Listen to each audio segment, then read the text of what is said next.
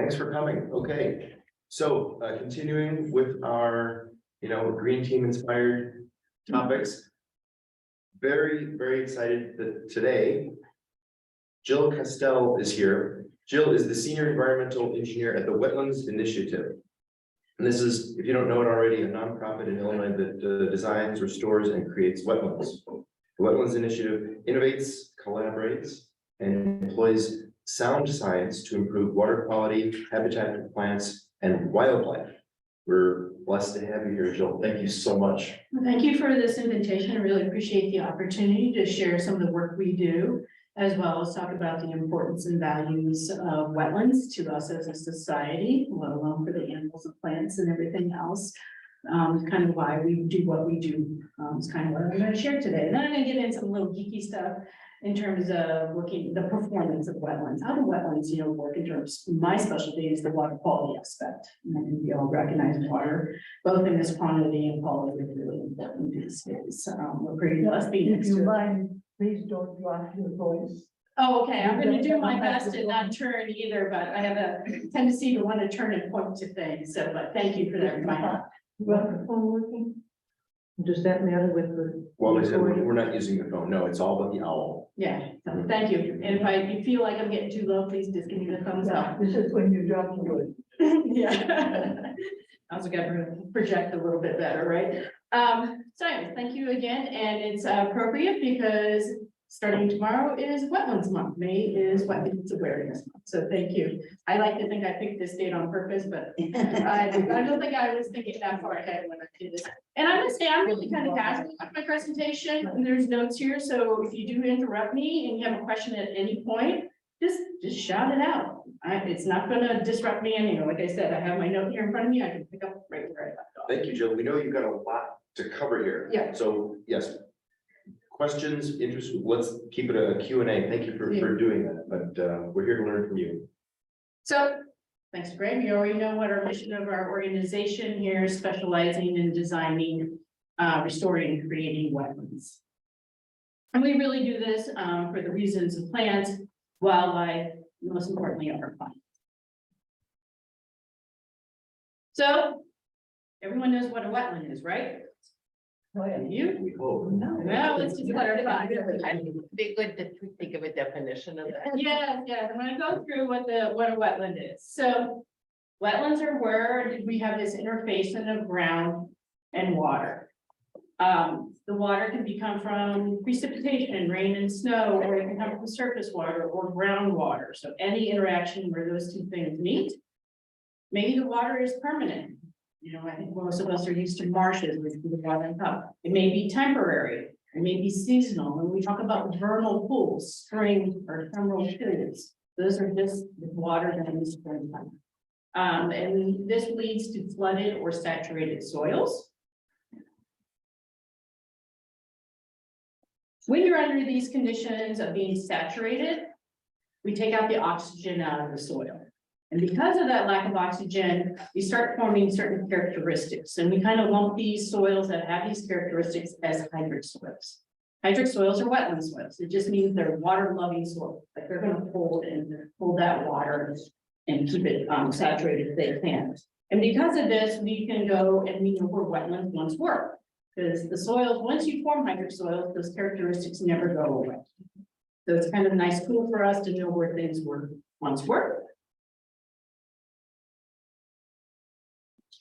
And you have to have the plants, the hydrophilic plants, or the unique water-loving plants. These are plants that have adapted to growing in water. So this is a special group, and these plants have unique characteristics. And because of these characteristics and where they've adapted to grow, we can use these plants to help us identify the type of wetland, because they've adapted to that situation, not just the water level, but the chemistry and other things like that. So those are the three characteristics. We have to have water, we have hydric soils, we have plants that can grow in that water. And because of that, we have many types of wetlands. So imagine we're in our canoe. We're out, excuse me, on a lake. We're in that first photo here. We have our lily here. And as we go to shore, we're getting shallower and shallower, okay? So when you're out in open water in a pond or lake, you see a lake, maybe floating vegetation. Beautiful things. As you're getting closer into shore, you get into what's called a hemi-marsh. This is the start of the wetlands. Hemi-marshes are 3 to 6 feet, presence of submerged vegetation and floating vegetation. Go further inshore, you're getting into what we call the marsh zone. And these are 100% emergent vegetation that's growing out of the ground. These are soft stem vegetation. Get further into shore, maybe it's a little wet, maybe an inch or two of water.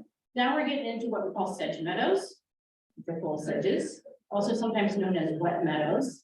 Sometimes when you think of meadows, we don't think of water, but this is a type of wet meadow. And then you're kind of on the shore, but you're still in a wetland. You're getting into what we consider the wet prairie area. So you don't see any water in that photo. That's a wetland. So the wetland the water may be there, but it's within the, your ground level. The water is really close to the surface of the ground. So it's saturated. So anything basically, when you have water within a foot of the ground, you're a wetland. By definition too. As you get further and further, you get into what we call a wet mesic prairie. And this is where we're getting into basically the driest of all the wetlands there is. And you keep on traveling, you get into what we normally think is a prairie, the dry prairie. And then you go up further and you're into the oak savannas. So that's the kind of continuum. The wetland habitats are continuums. Sometimes it can stretch over, 100, 200 feet. Sometimes it's within like 5 inches. I mean, it goes really short sometimes. Yes. I think this, why is there no oxygen in the soil? Because you're saturating all the pores with the water. So you're displacing the oxygen in the water. So it just creates these low oxygen and low areas, like oxygen areas. So somehow the water is blocking the oxygen? Well, there's some oxygen in the water, obviously, but yeah, you're just filling that pore space. Because there's, with our roots and everything, there's oxygen that kind of gets down into the soils. So it's either air or water. Right. But one or the other will always be there. Right. Yeah. Until there's no more space, pore space. And your last picture is, what did you call that? That's an oak savanna. Oh, an oak savanna. In this area where we have lots of native remnant oak trees, probably all oak savanna. And what is the water? There is no water at this level. So once you get to a dry prairie, you're no longer a wetland. Oh, I see what you're saying. Yeah. What is the definition of savanna? That is a good question. You're asking the engineering ecology things here in terms of definitions. It's essentially an area that you have an understory of prairie plants, but you have trees that are resistant pretty to fire, like oak. So they would have natural burns, and that's what kept the understory clear of like little siblings and stuff like that. So Remnant oak savanna. Yeah. Something that's left over or. it has never been altered in any way by us. So that's what we mean by remnant. And that's a good term because we're going to come up to that shortly. And can you remind us about the population of oaks in the United States? Isn't it huge or something? It used to be zillions. Used to be a lot, there's not so much, so there's actually groups around here doing oak restorations, because they're beautiful trees that are resistant to fire. So, and then, go ahead. Is there an advantage to having no oxygen? No, not really, other than that's the soils are formed and the plants are adapted to growing in those with their roots in areas of no oxygen. So the reason, because they're underwater and they don't have that oxygen, they adapted with their leaves to be able to take more in oxygen. Or if we think of swamps, which is down here in the bottom here, swamps are wetlands with trees. So all swamps are wetlands, but not all wetlands are swamps. So when people are like, oh, that's a swampy ground, I kind of cringe because I'm like, I don't see any trees adapted growing there. I don't see cypress and alder. Mangroves are kind of type of swamp too.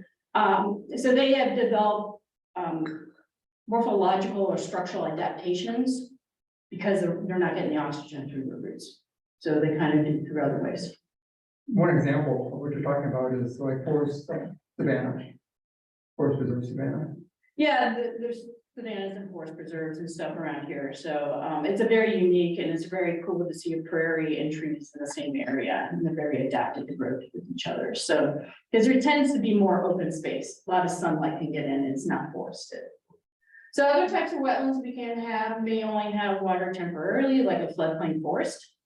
has water when it floods. Those trees are adapted for those short periods of time when their roots and everything's underwater. You have something called a forested shrub scrub, not very great term to call it a scrub, but that's just the definition of it. So it still has water, but you have shrubs and trees growing in it that are adapted to that. Swamps, as I mentioned, and then you have the last one over there is a vernal pool. We see, if you go to the forest preserve right now, and the wetlands in that area, You know, what? vernal, Vernal. meaning spring. We sometimes call them ephemeral too. Depends which, ephemeral, I think is more the technical term there. But if you go to the forest preserve right now and you see, you can walk through there and the river is pretty low, or the branch of the river is really low, you'll see these wet spots on the ground with the trees. Those are vernal pools, and they're very unique habitats for salamanders.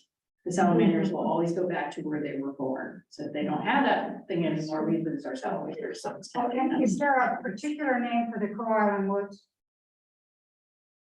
I don't know. Okay.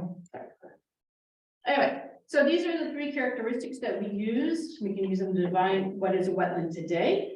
And we can also use them to define where a wetland once was, even though the plants are not there anymore. And the names are kind of cool because they're kind of based on the water source, the frequency, the duration, the chemistry, and the vegetation. So many varieties have many names. I think we're familiar, like a bayou, Louisiana. Not too many of us are probably familiar what a car is. Of course, it's scrubby area. Some of these are because they're in other countries, and so the plants and stuff are from those countries, like a billabong, it's very Australian, right? Certain companies named after it. A Davo, you're thinking African type of wetlands. Pococenes, we actually have those in Michigan. In Michigan, kind of these pools with forested areas around, and fens. Myers have fens and bogs within them, so sometimes they're all encompassing names or they're specific. And there's differences between fens and bogs based on chemistry and where the water came from. So it leads to a lot of different variations. So if you hear these terms ever and you're like, it's a type of wetland. Yeah. Me either. So why are wetlands important? Really want here to sell you a lot. It's really important, they have a lot of functions and services that benefit as a society. We're gonna be a little egocentric here and talk about ourselves and why nature is good for us. Right? Obviously, nature has many other benefits, not just to us, but healthy wetlands provide a lot of services. We consider provisional, maybe they're providing food. They're regulating, maybe they help adjust the water or the climate. Cultural, we all kind of enjoy going out in the wetland, hopefully, and supporting, and so they can do direct benefits or indirect benefits. I'm going to talk about the direct benefits. And why wetlands are important to be functioning on our landscape is because if we lose those services, we have to spend as humans a lot of money to replicate those services. So you want to think about, maybe you heard in Iowa, they have really high nitrate levels in their rivers. So they have to pre-treat their water before they can drink it. It's very expensive in terms of chemistry and technology. Well, if you had some wetlands out there, guess who would have removed that nitrate level down pretty low? You wouldn't have to think about flooding. Wetlands are big sponges. If we don't have those on the landscape, we are now trying to find ways using concrete and steel to replace that ability to soak up that water. So there are a lot of consequences by not having wetlands. But I think one of the most things and a lot of things we focus on is a habitat area. It's a very unique habitat. Serves as home, nursery, or hotel for many, many species. About US wetlands can have 5,000 plants in them, 190 amphibians, and basically a third of all bird species some way use wetlands, either as a hotel, a nursery, pit stop as we like to call those, right, just a rest stop. In Illinois, we have 105 bird species that depend on wetlands. So for those or anyone's in birders, a good way to get a lot of birds off your list is go to a wetland. That is really large and has lots of different impacts. The other is biodiversity that kind of goes with the habitat area. A lot of animals and plants you're only going to find in a wetland. So if we don't have a wetland, we're not going to have those plants and those species. So 1/3 of our threatened and endangered species live only in wetlands. Why are they threatened and endangered? They have nowhere to live. We took the wetlands away. That's why they're endangered. So there's a lot of things that utilize wetlands that we didn't really think about. And it doesn't have to be a huge wetland, like those vernal pools. Not very big. They're only part of the year, but they're very key for certain species. It is, we call it kind of the biological supermarket, but I think nowadays we can talk about superstores. It's like a superstore because it's not just providing food, it's providing structure, habitat, you know, other species for that species to eat, the predator idea, right? So there's a lot going on there, and you can have a remarkable level of biodiversity going on in there. And of course, all these systems are interwoven. So if you don't have that specific plant for that butterfly, you're not going to have that butterfly because it's adapted only to that plant. So you move one aspect, you're going to remove cascading effects throughout the food web, hence the orb spider there. Obviously, because these are very productive, ton of vegetation growing. Well, vegetation dies around here. We have seasons. All that vegetation decomposes and becomes what we consider peat or muck. It's like that really rich organic material. That is our carbon storage in the world. So one of the most intense carbon storage area habitat we can have, 30% of our global carbon is in wetlands. And the nice thing is when you restore wetlands, you're building that carbon store back up. So one of the reasons to do wetland storage. It may take, you know, an era or an eon, but it will get there. But as soon as you build a wetland, it will start forming hydrosoils. And that's part of that storage. Is there any area in the United States or Canada that has peat, like in Ireland? Unfortunately, well, yeah, some wetlands that are remnant wetlands or once like, I'm gonna show you a site where that handful of muck came from. And it's a site that we've restored. But when we dug down, actually to put a tower, a viewing tower in, when they were pulling up the cores, that's where we were seeing the peat. So eons and eons ago, when we were just a big old wetland here in Illinois, that was where all the peat was getting stored. But Why is it still so prevalent in Ireland? well, hopefully people are not using it to burn or using it to, you know, fertilize their plants anymore. It was a wet environment. They have a lot of mires and heathers out there, which are types of wetlands, and that just got accumulated over time. Over the years. Eons, we're talking eons to get that level of peak. The thing that I'm most interested in is the water quality aspects of wetlands. So they store water. They're that, like I said, that big sponge. It could just be from a precipitation event, or it could be from flooding in rivers. We call it fluvial and alluvial system. So they want to store that water. So it really helps with stormwater and flood management. We don't control floods. We manage for floods. We cannot control floods. We just manage the best we can. Nature's going to go where nature wants to go. And the nice thing is because it's storing all this water, it can slowly release it. So it helps take down that peak flow.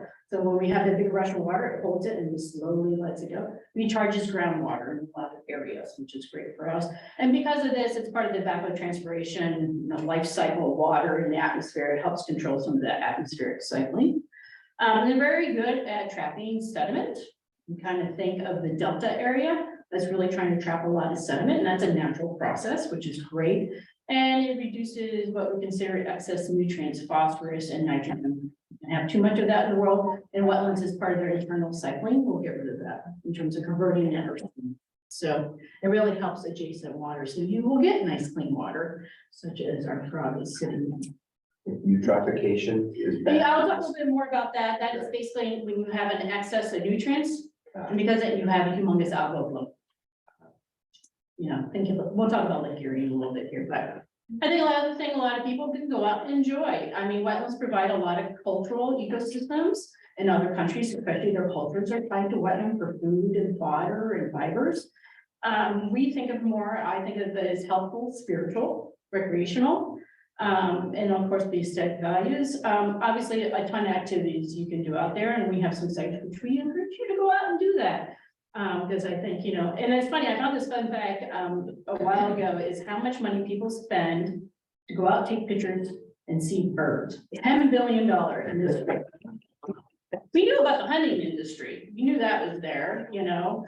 But it's just to go, so if there are any birders in this room, good for you guys. But it add to the economy. I go with the birders because they can point out the sounds and things, and I just don't have the greatest eyesight, I feel like, and I can never find the birds. But I enjoy when other people point them out to me. But when you go to wetland, you usually have large charamastic birds that you know, your herons and the egrets and stuff like that. So you can see them. You don't necessarily need binoculars to go out there. And most importantly, we're talking about climate resilience more and more now these days.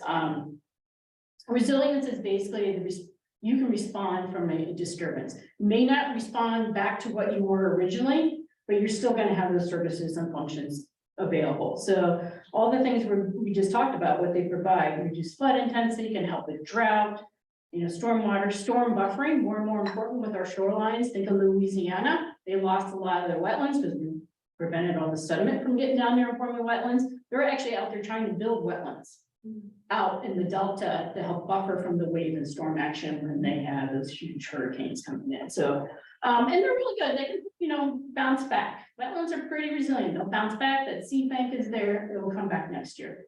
And we're talking about, it's very sustainable. Their processes can keep on going and going. We may disrupt them temporarily, but those microbes, those plants, everything that's involved will come back. So wetlands were really important until we came along. European settlers felt that wetlands were scary, disease-ridden, impeded travel. They couldn't do their food and fiber that they wanted to grow. So the belief when we had settlement was that the land is better dry than wet. And we pretty much continued that until the Clean Water Act in 1972. So it's a long held belief, right? Starting with just initial agricultural and. We're gonna get that. So we know where the wetlands were because we know where the hydric soils were. So the blue on there is like their little itty bitty dots, but it covers about 30% of our state was wetland at one point in time. And don't think of, yes, the Cache River area, we do have swamps, which is great. But it's more like this photo where we probably had marsh and wet prairie areas. We are known as the prairie state. It's not just dry prairies that we were known for. But, then we came along and changed our land use. Happens when you develop as a country.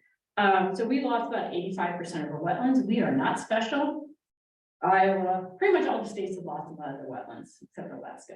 Because not many people live there and in farming. So Iowa, Ohio, Indiana, we're all in the same boat. We lost over 85 to 90% of our wetlands. And as you can see with the orange there, that is out. Of course, Chicago is no, urban area. We're built on the wetland up here too. So one of the things is because we want to bring these services back, majority of what my organization does is wetland restoration. And we try to do things that are unique, and then we hope to share that knowledge and other people carry on with that. It's not just out there, us in the world restoring. There's a lot of organizations and agencies, government agencies doing restoration too. So I'm just gonna, show off a little bit of some of our restoration. So in the Calumet region of Chicago, as well as Indiana, as you mentioned, it's a very industrial corridor. So there was a lot of remnant wetlands that just were there that never got developed. But of course, they got impacted by pollution, slag dumping, just trash dumping, it's kind of like, ugh. You spend most of the time taking the trash out. So how do we build a wetland back on these slag? We're not going to remove the slag. There's way too much of it, and that's just a remnant from steel production. What do?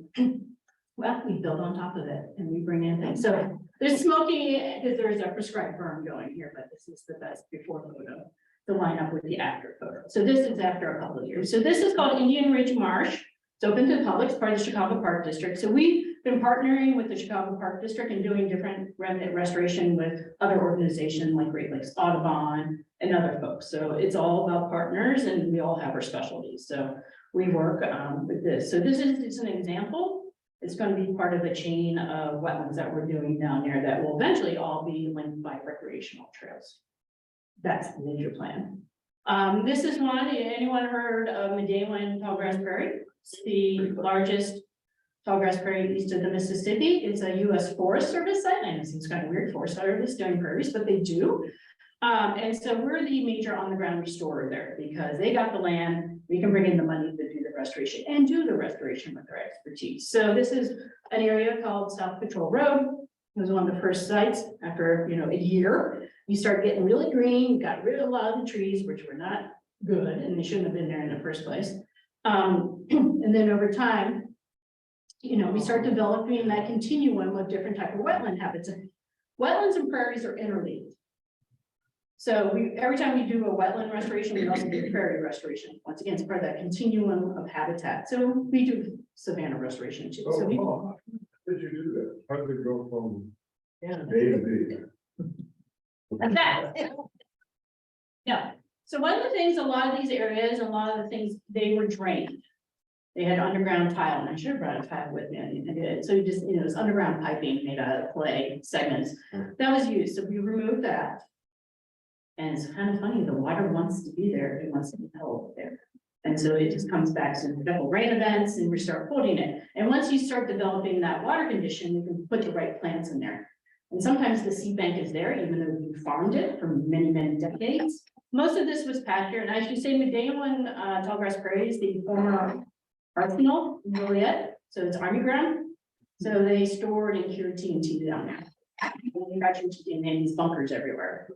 And so there's a lot of ground that was not used, because thankfully, wars of TNT production had to go away. So it was used as pasture or farm ground for a long time. So with other parts, where there are the bunkers, every time we remove a bunker, we go in there and restore it. So when they get rid of the infrastructure, we start to bring stuff back. So yeah, so we ensure the hydrology is the first thing. We got to get the water back. We'll never get it back to the way it was. We're doing our best to kind of do our best to what we have with today's hydrology. Because we changed our water all over the place. So how long does it take? About 5 years. We usually do that, and then we manage it for invasive species for years beyond that. And so we go in there and do the first 5 years, and then the Forest Service is kind of in charge of me. We work hand in hand with them. They're doing their restoration, we're doing our restoration, work together, make sure we all have one big master plan. So it's really kind of a lot of fun. But who hires you? Who brings you in?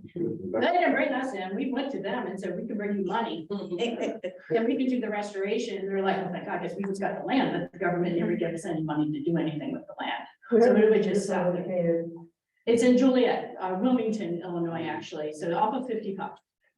But who is they? Who are you? This in case it's the Forest Service. US Forest Service, but we're not a land trust. We don't want to necessarily own the land. We just want to restore the land and then hand it off to someone who can maintain it. But we'll do the heavy lifting for the first, 5 times. We've been working here since 2001, doing different parcels. We've done about 3,500 acres in total. There's 20,000 acres in the arsenal. Not all of it has been cleared for us to go in, but these are the different habitats. That's a tall grass prairie. This is our site. We do own one piece of property, and this is down near Hennepin, Illinois, and it's called the Sewin West Dixon Waterfowl Refuge. This has a mosaic of wetlands. Pretty much all those photos I showed you in that continuum, they were taken here.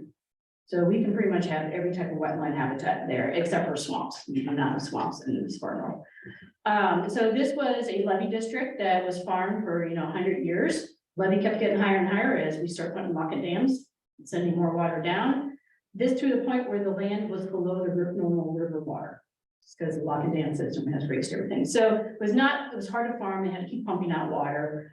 So we converted this, we bought the land, used federal funding to do this with the landowners, and then they turned the land over to us. We bought them out essentially. So, we still, the first year, it's kind of funny, you turn off the pumps, you don't plant a crop, you're not herbiciding. You start coming back right away. The wetted areas came back. We didn't have to do anything in the really leaky parts. The prairie areas, the wet prairie, sedge meadows, we have spent a lot of time adding seed, getting species, because our goal for this site was biodiversity, and we achieved it. To the point where considered an international wetland importance by the Ramsar Convention, which is United Nations Convention. We're one of probably 2 that have been restoration sites that have been given this designation. Us and the Nature Conservancy's Pond site, which is just down the river from us in Hennepin. So really, so you can see here, you build it, they will come. So we have a 733 plants, the goal is 1,500, but we're not going to do that because they're not appropriate for this type of environment. And then you start bringing in the birds. We've got 23 of the 31 endangered species showing up, right? They're providing the habitat and structure that they need. And then you get your odonates, which are the dragonflies, damselflies, including one that hasn't been seen since 1965. And I really asked, was anyone looking for it? I said, oh, no current. But they found it there. We get the rusty patch bumblebee, like a lot of these things you've been hearing, because once again, we're providing them what they need to survive. And it's a lake system that gets stocked by IDNR. So fishing starts Monday. It's open for public fishing. It's private ground, but it's open for public use and trails. So great, restoration is great. We know we need to do it. We're going out there and trying to put the wetlands back where they can provide these services. So let's talk about wetland performance pretty quickly, or does that feeling we're not going real fast? So wetlands are often described as nature's kidney. People used to say, wetlands filter, like it's not a coffee filter. There's a lot of cycles and processes coming out of those. Please don't. tell your voice. Yeah. I can't hear you. So yeah, so a lot of, we consider nature's kidneys. They're doing the processing, they're cleaning the water. And how they do that is they have a lot of things going on in 4 major components. We have the plants, but it's also the bacteria, which I will know called microbes, because I like to think of them. We have algae, we have phytoplankton, we got paraphyton, which is algae that grows on structure, on substrate. We have the water, we have the thing called litter, which is the decomposing parts of the plants, and the parts that don't decompose, which are called necrophants, which is a really cool term. And so it's always there. And there's all these parts, and then we have the sediment or the soil. So the biomatter is important in terms of nutrient and chemical processing because it's the physical barriers. When water comes in, it slows the water down, so things that are floating in the water can drop out. It helps reduce erosion because the root structure and everything's kind of hold everybody in place. You have all these microbes in there, and this is just an example of the phosphorus and nitrogen cycle. Microbes are really important in the nitrogen cycle. They're converting things from what we consider nitrate, that's fertilizer, ammonia, nitrogen gas. Everything is cycling around because of the bacteria doing the work. The bacteria need energy that comes from the plants, the carbon from the plants when they're roots, as well as when they decompose. You have the sediment, which is home for most of the microbes. That's when you have long-term storage for things like phosphorus. It binds to the chemicals in the sediment, and that's how we get that out. So there's a ton of activity going on. We honestly don't understand everything, but because of these microbes, we can remove things like herbicides. Really good at removing atrazine, pharmaceuticals. So because there's just all this processing, and it's all natural.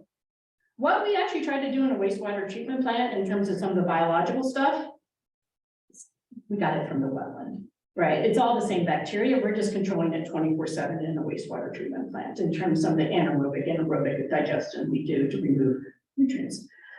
So a lot of it, we're just trying to mimic what's happening in nature and control it in a way such that it works 24/7.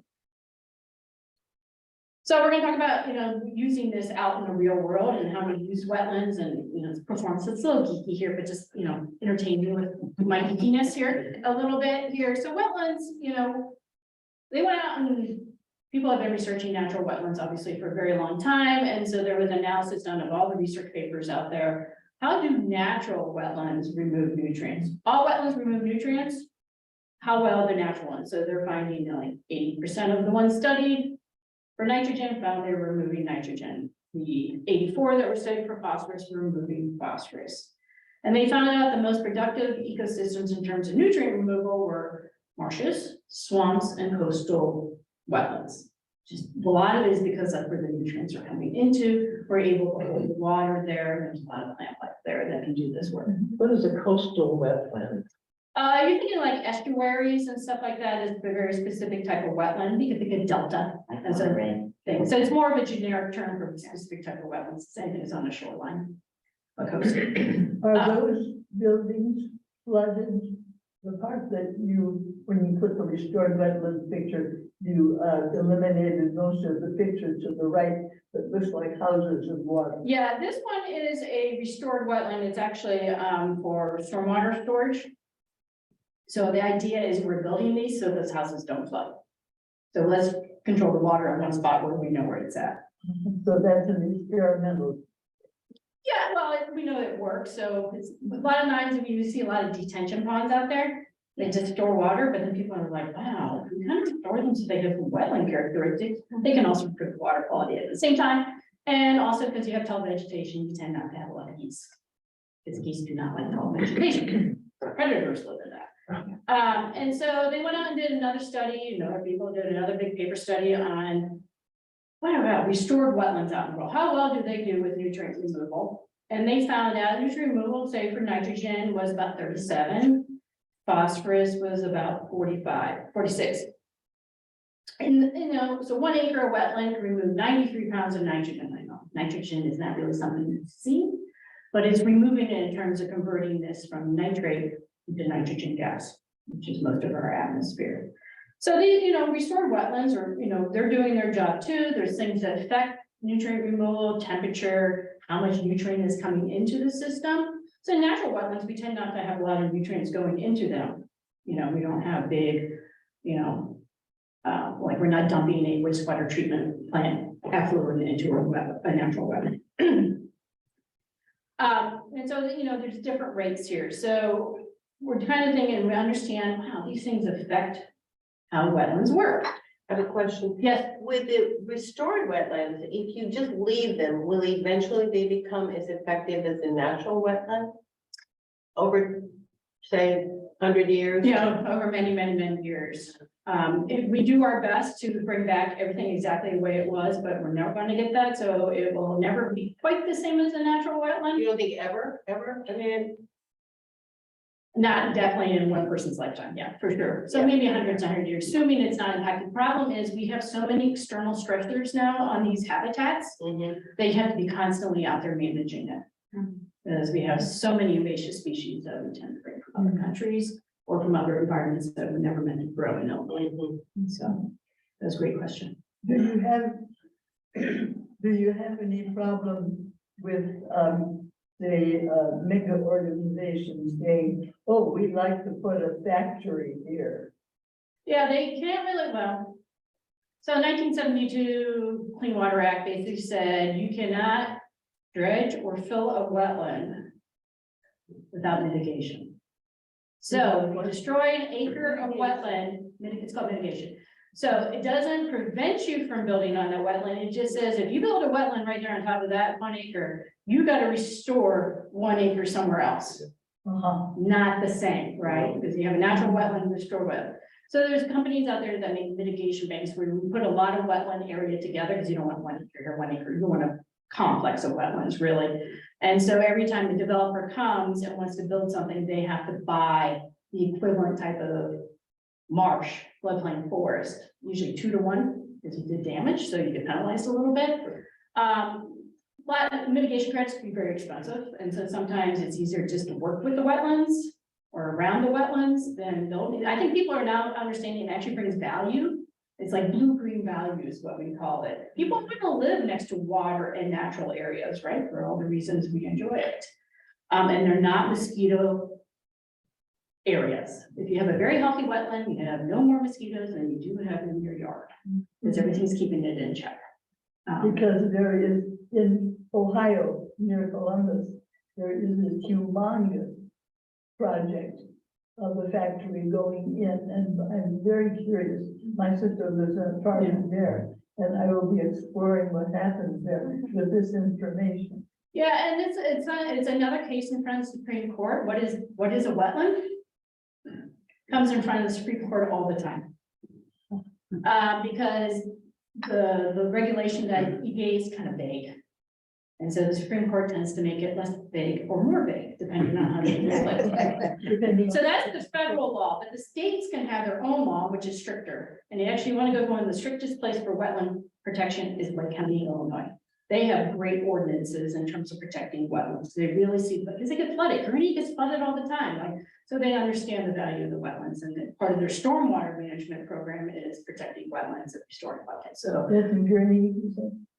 Gurnee used to get flooded. That area up there get flooded all the time. Libertyville, yeah. So, so we know that wetlands work. We know certain things control nutrient removal. So let's engineer a wetland. It's very audacious and like I'm controlling nature now, but I am just trying to put the right conditions in place that nature is working higher and a better performance rate for what I needed to do. So people started going out there and building wetlands out there to take in runoff from, say, agriculture, and they're finding out, you can get pretty good nutrient removal there to the point where we're now, instead of 93 pounds per acre, we are moving, 1,300 pounds per acre. So you can really, because we gave it the right conditions to work. And so that in the case, I did a wetland that is now moving 10,000 pounds per acre. Once again, because I am controlling how the water gets in there, the size of the wetland, the depth of the water, all the things that affect, and temperature that affect this. Wetlands work better when they're warm because the microbes are happy. Microbes don't like people either.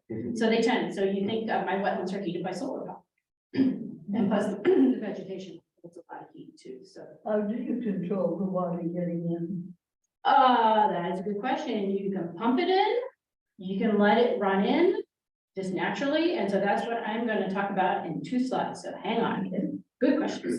So a lot of wetlands have been used for 40 some years in industrial, municipal, acid mine drainage, heavy metal refinery cleanup. I don't want to go in there and eat the vegetation in the heavy metal cleanup, but the wetland has this ability to do all this stuff. So these are just examples of some pictures. The one is in this is Texas. Trinity River system. So not a lot of water in Texas. So when Dallas-Fort Worth puts all their wastewater into the river, it still has some things. We can never get the water 100% clean. Goes to the river, and then this water treatment facility then sends it through pumping through a bunch of wetlands. And this makes the water to a point where drinking water treatment is much, much easier because the wetland can remove things that wastewater and drinking water treatment cannot. So think pharmaceuticals, so a lot of people use it in areas of recycling, like in California, there's one city discharges it into the river, the next one's got to use it. And so they tend to recycle water down there as well, because water is scarce in some areas. The Everglades, very obviously sensitive ecosystem down there. They get a lot of sugarcane runoff, farm runoff, and with a lot of phosphorus, and it takes a teeny amount of phosphorus to disrupt the Everglades. So they have things called stormwater treatment areas, which are wetlands. They're large expanses where they control water flow and let the plants and the phosphorus settle out. And every once in a while, they go in and scoop out all the sediment where the phosphorus is and restart the system. And of course, that is great soil for anyone who wants to farm. You should just bag it and sell it to people who are doing gardening. It's really nice. So these systems, because they're designed for a specific concentration, usually they have very strict design parameters. When you're out there in the world of agriculture or in nature, it's just whenever it rains, it's when the water is coming into your wetlands, and you don't have a lot of control, but we can kind of work with what's given us. So, and why we're interested in wetlands removing nutrients? Everyone heard of the dead zone and the dead zone / hypox in the Gulf of Mexico? This big plume. So all the nutrients from 31 states goes into the Mississippi, makes its way down into the Gulf of Mexico, the northern Gulf of Mexico. That fresh water hits that salt water, and you have all these nutrients in there, and the algae are all growing, and then you have this, they kind of get flipped and they start decomposing, and when bacteria decompose, sucks up all the oxygen. So you have a dead zone. Fish. All that green stuff? Yeah, this is kind of general area there, and so every summer, Louisiana State, I believe is Louisiana State University goes out there and does a summer cruise, and they go out there and take a bunch of samples, and they can show exactly where the dead zone is. This hurts the shrimping industry, the fishing industry, because things that can't live there either die or they flee. So it's a huge economic thing. I think most of us heard about Lake Erie a couple of years ago, where City of Toledo had no drinking water for a couple of days because they had a case of eutrophication. So theirs didn't get to the point where the algae decomposed and had no oxygen. They just had a lot of algae, and some of that algae that was growing was toxic and put out toxins into the water. Once again, water treatment can't necessarily treat that unless a lot of chlorine. And so they basically had bottled water for like 2 days in Toledo because they didn't have any drinking water. What did they use to kill the algae? They just let it go. There's a point where things will just, water temperatures change, algae don't, and plus the nutrient flush that went in from the Maumee River kind of dissipated out. And so they were able to deal with it after that fact to make the water clean for drinking. Every once in a while you can smell it in some areas too, when you have a lot of algae, there's a certain odor that goes with it, and that's some of the stuff the algae is releasing. Not always toxic. And you'll see these blooms on lakes sometimes. If there's a lot of runoff coming from yards with fertilizer or agriculture, you'll get blooms too. And so not a good thing. You need nutrients, plants need nutrients, but if you get way too much, it's not a good thing. To say the least, we have a lot of agriculture in Illinois, 85%. 90% of it is considered prime farmland. Why is it so good farmland? For wetland. It's a really nutrient carbon rich soil, really good for growing things like corn and soybeans. And so we had a lot of this, and because of this, we had two things that helped us be really good. Mass produced commercial fertilizer, which we see hear about a lot. We put on our own lawns and gardens at times. And an invention called the drain tile. I forgot to bring my piece of drain tile. But essentially, this is how we drain the land for farming, because corn doesn't like to grow in water. Kind of fun about that.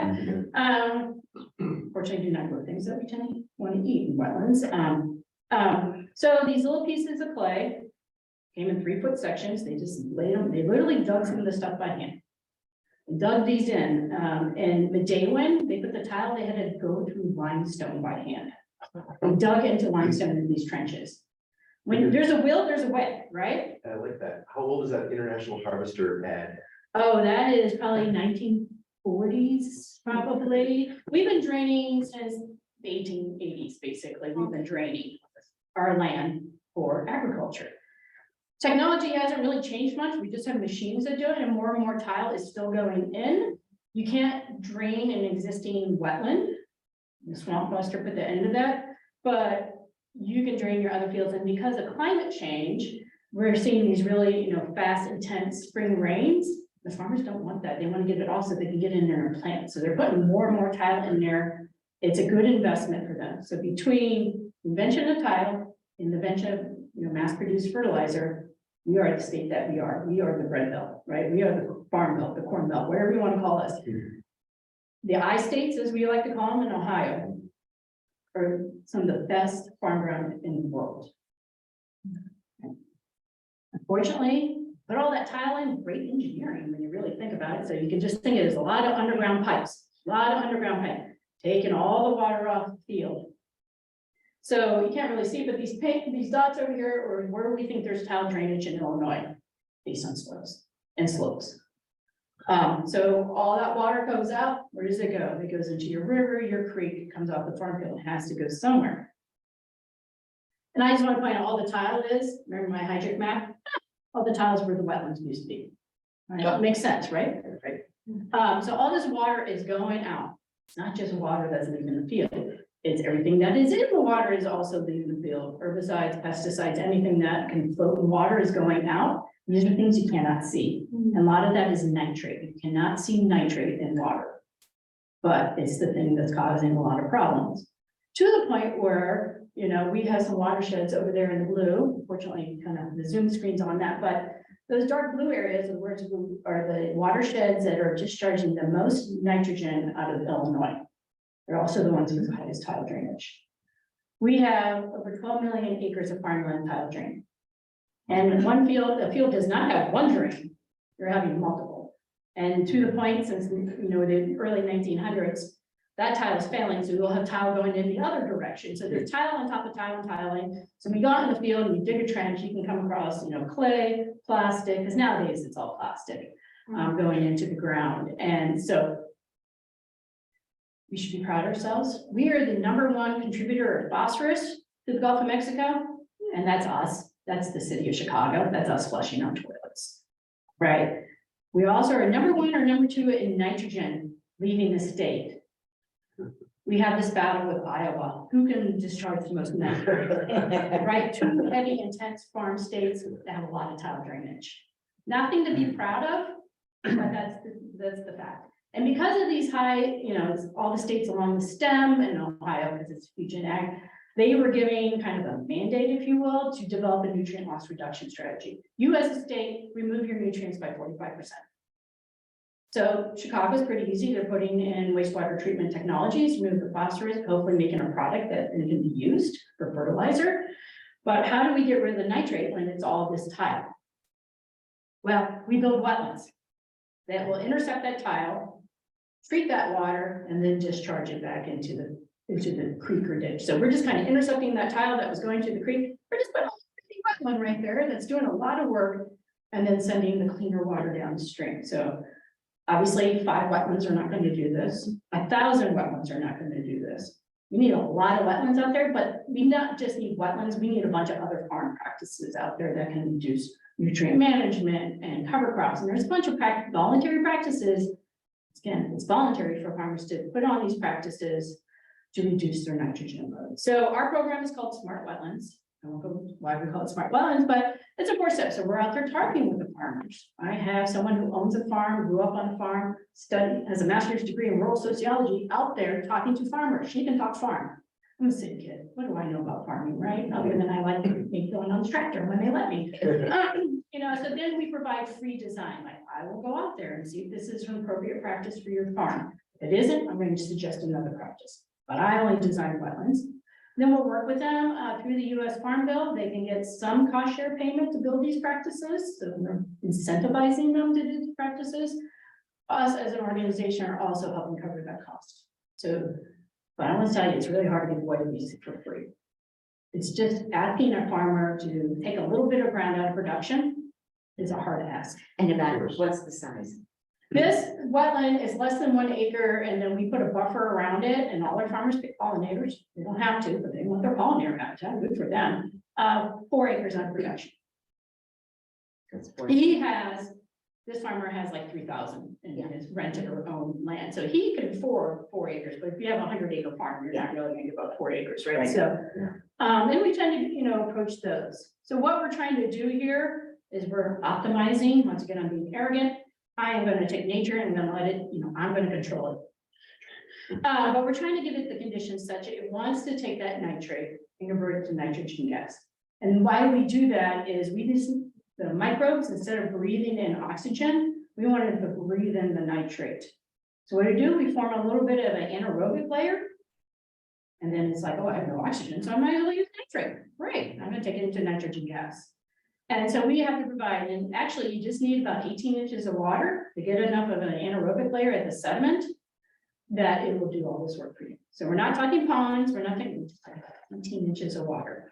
And then the plants are providing the energy source from dying or through the roots, they discharge carbon. So we design it such that we can get this nutrient removal. That's the size, the depth, the location, how we lay out the water. We just don't want the water to go from one end to the other. We make it move around a lot.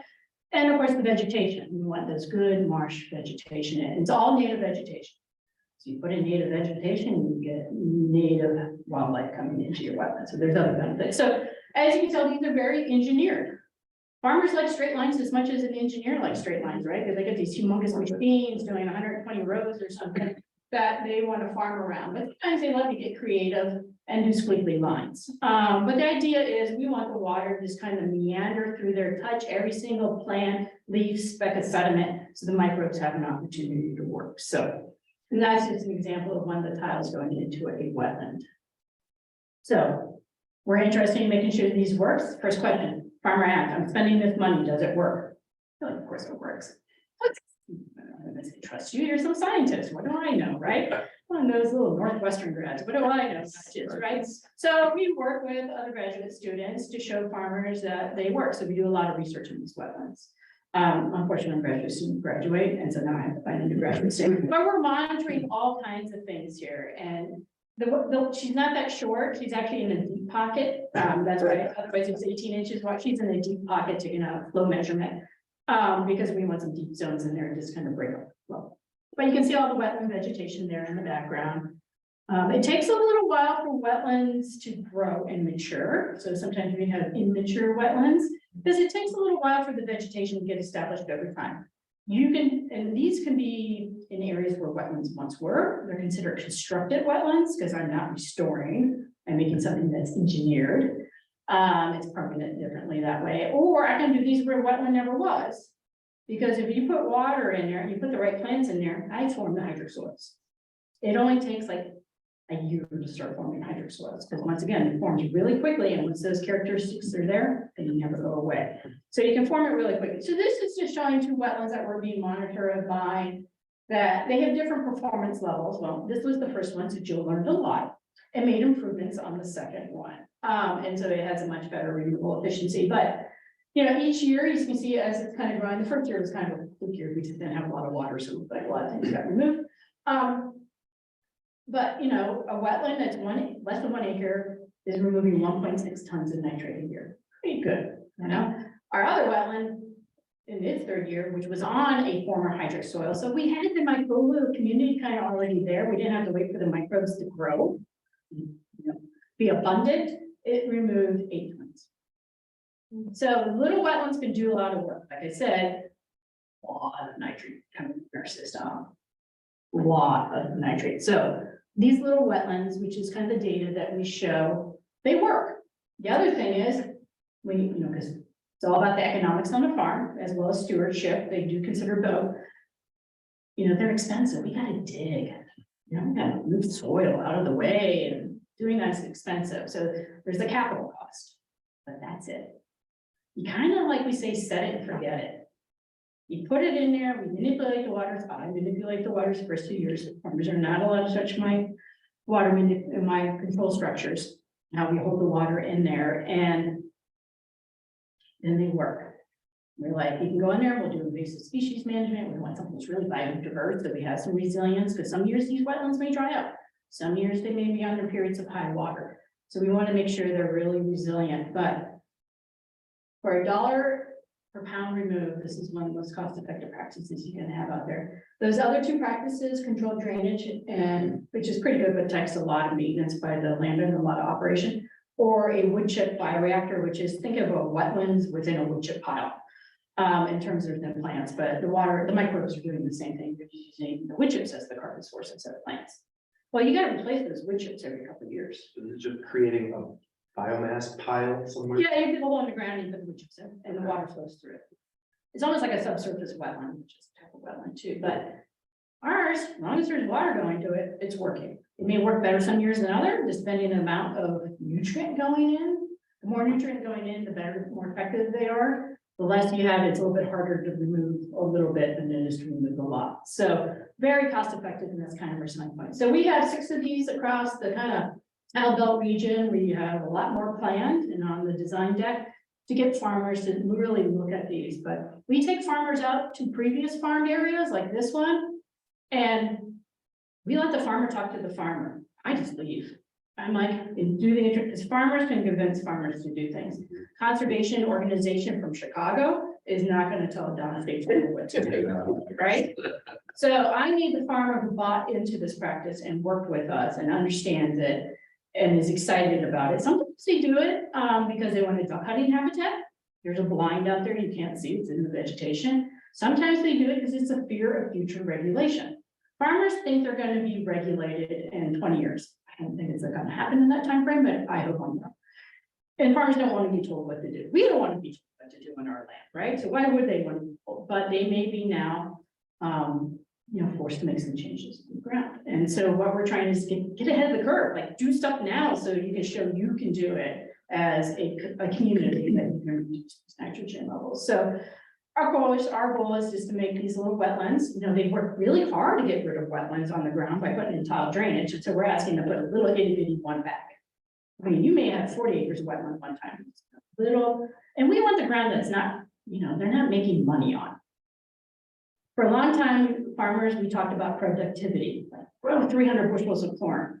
No, nowadays farmers are talking about profitability. You can grow less and make more money. Or take land out of production that you're losing money in, and you'll still make more money. And so that's kind of the mindset is changing with this generation that's coming up. We have a huge group of farmers going.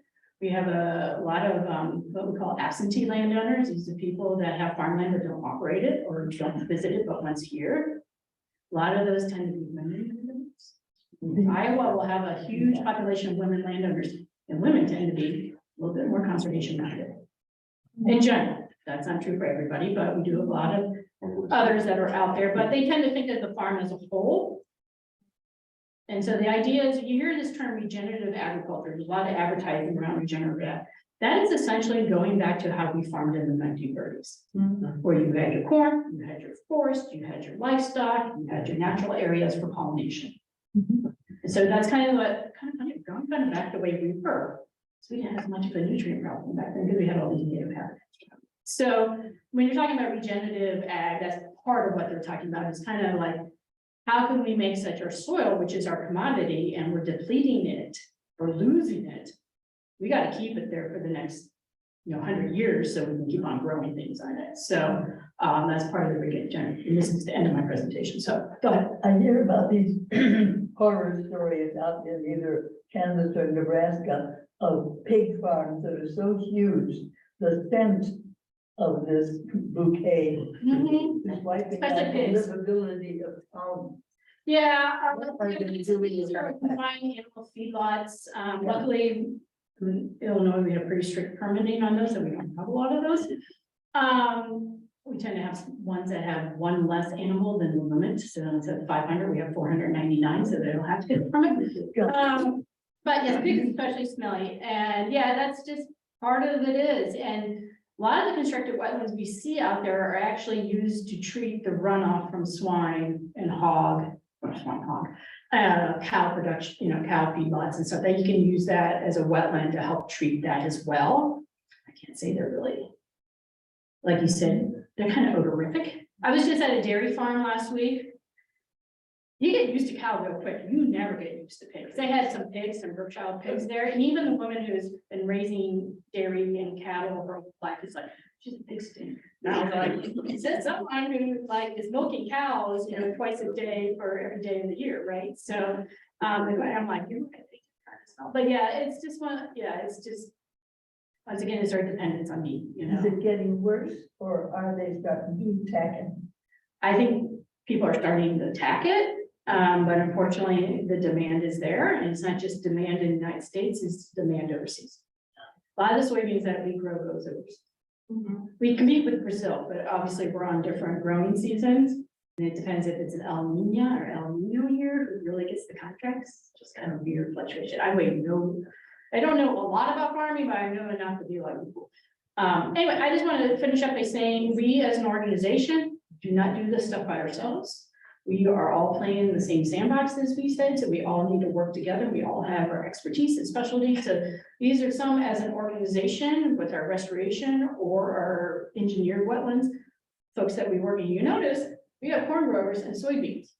They're supporters of our project. They want to help their farmers now, right? To keep them farming. And so we do have their support, both financially as well as helping us promote our project. So we work with a lot of people, including universities, so.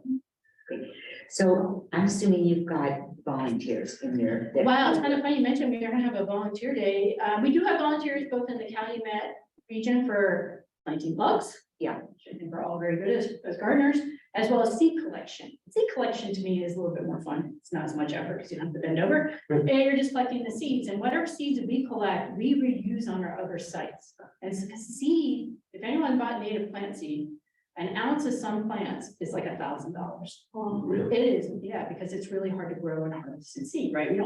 We have organizations out there and companies out there are growing native plants just for the seeds, so they can sell to people like us, right? So we go out there and we go to all our sites of stuff that, for example, that we collect at Hennepin, we then use at My Smart Wetlands as pollinators. We have, we don't tend to put a lot out there in terms of biodiversity because we are next to a farm field that is spraying chemicals. And every once in a while things drift that way and kind of knock things out. And so we do want a diversity. But yeah, wherever we collect, we're part of a whole monarch butterfly initiative. So we were working with a bunch of other groups collecting, whatever the 9 species and 8 species of milkweed we have in the state, I don't know. If I learned that, working that so we can spread that out through the things. And so we have seed collection in the Calumet region, plug planting in the Calumet region is coming up soon. If you go to, here's my shameless plug, the wetlandsinitiative.org, you will see about our volunteer days and sign up for a newsletter in that newsletter. And we don't send out a lot of, trust me. We are also going to do a floodplain down at the Dixon Waterfowl Refuge. So you flood plant in the morning and you spend the rest of the day wandering the trails and boardwalks. And there's educational signage out there.